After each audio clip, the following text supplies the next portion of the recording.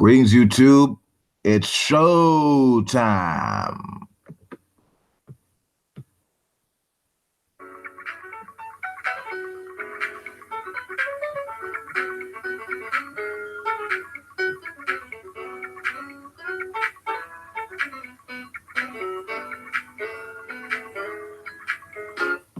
Welcome to Wolf King's Vids. I'm your host, Wolf King, the Werewolf King. Everybody give it up.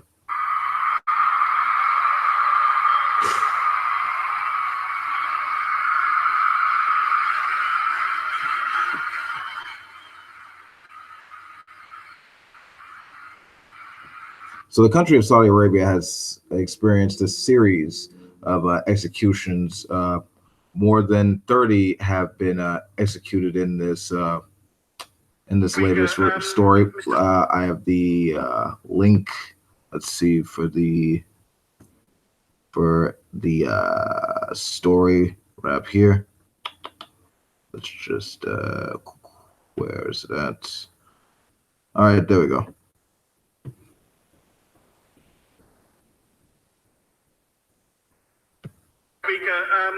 Mr. Speaker, as we've already heard, yesterday saw the largest mass execution in Saudi Arabia since January 2016, in which 37 people were killed.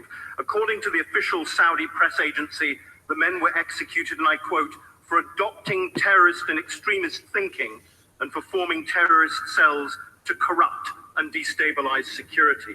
Publicly pinning one of the headless bodies to a pole as a warning is not only disturbingly barbaric and medieval in nature, but is also an abhorrent violation of human rights. Now, according to the families of those executed, there was no prior notice that the executions would be carried out. Okay, so that's the totality of the clip. Short, sweet, to the point. That's how I like it. Now, as the gentleman very brilliantly, very eloquently pointed out, yes, Saudi Arabia has had several people killed for as they put it, terrorist acts against the regime. Now, what I think is funny, what I think is really hilarious, is that that country actually sits on the UN Human Rights Council. Like, seriously, getting the U.S. and Saudi Arabia to defend human rights, as allies, that's like Jared Fogle and Bill Cosby working to stop sex offenders. Like, Saudi Arabia does not give a shit about human rights. They are authoritarian in nature, and they will do anything in their power to maintain their influence and crush opposition. It's just like with that with those human rights activists that were arguing that women should drive not too long ago. Saudi Arabia came out with the proposal or the declaration that all women can drive, but we didn't see any of those women rights activists after the fact, because we all know what happened to them. They were jailed and they were summarily executed.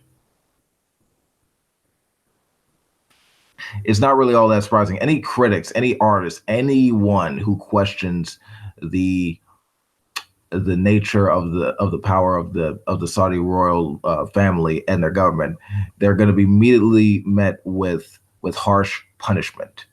And that's just how it is for insulting their version of Islam, which is Sunni in nature, and they will discriminate against anyone, be it Shia, Christians, or atheists. I mean, they call atheists terrorists out there. I mean, if I were to go out there as an atheist, I would be considered a terrorist. I would be immediately jailed and possibly executed just for stepping on their soil. I mean, that's how arbitrary and insane and backwards their laws are. This is like the Republican wet dream, but I digress.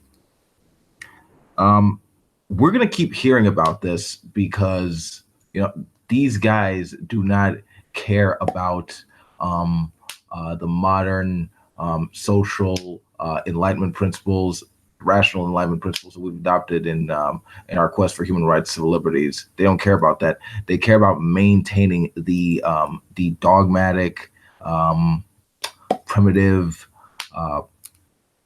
backward fucking nature that is this this Sharia law theocracy, and they don't care how many people they have to put down to, keep that ideology in place.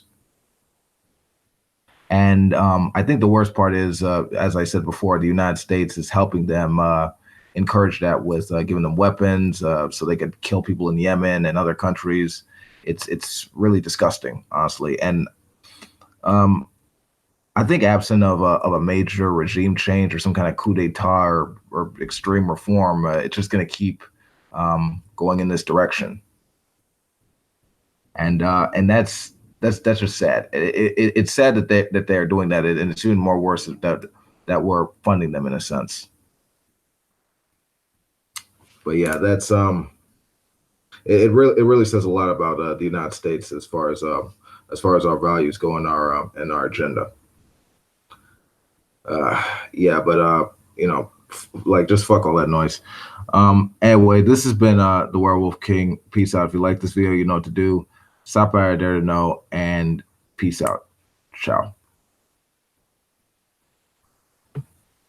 Hail Satan.